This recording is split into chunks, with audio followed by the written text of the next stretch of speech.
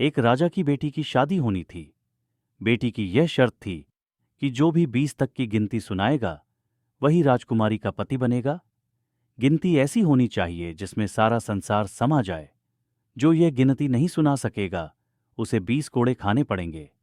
यह शर्त केवल राजाओं के लिए ही थी। अब एक तरफ राजकुमारी का वर्ण और दूसरी तरफ कोड़े। एक एक करके राजा महाराजा आए। राजा ने दावत का आयोजन भी किया। मिठाई और विभिन्न पकवान तैयार किए गए। पहले सभी दावत का आनंद लेते हैं, फिर सभा में राजकुमारी का स्वयंवर शुरू होता है। एक से बढ़कर एक राजा महाराजा आते हैं। सभी गिनती सुनाते हैं जो उन्होंने पढ़ी हुई थी, लेकिन कोई भी ऐसी गिनती नहीं सुना पाया जिससे राजकुमारी संतुष्ट हो सके। अब जो भी आता कोड़े खाकर चला जाता। कुछ राजा तो आगे ही नहीं आए। उनका कहना था कि गिनती तो गिनती होती है, राजकुमारी पागल हो गई है। यह केवल हम सबको पिटवाकर मजे लूट रही है। यह सब नजारा देखकर एक हलवाई हंसने लगा। वह कहता है, डूब मरो राजाओं, आप सबको 20 तक की गिनती नहीं आती।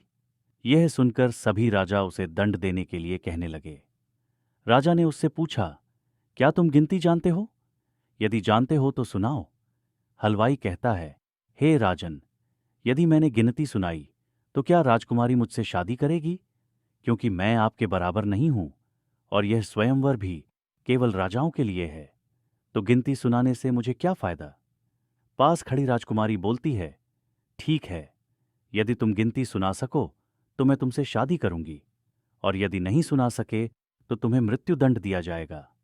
सब देख रहे थे कि आज तो हलवाई की मौत तय है। हलवाई को गिनती बोलने के लिए कहा गया। राजा की आज्ञा लेकर हलवाई ने गिनती शुरू की। 1 भगवान, 2 पक्ष, 3 लोक, 4 युग, 5 पांडव, 6 शास्त्र, 7 वार, 8 खंड, 9 ग्रह, 10 दिशा, 11 रुद्र, 12 महीने, 13 रत्न, 14 विद्या, 15 तिथि, 16 श्राद्ध, 17 वनस्पति, 18 पुराण, 19वीं तुम और 20वां मैं। सब लोग हक्के बक्के रह गए। राजकुमारी हलवाई से शादी कर लेती है। इस गिनती में संसार की सारी वस्तुएं मौजूद हैं।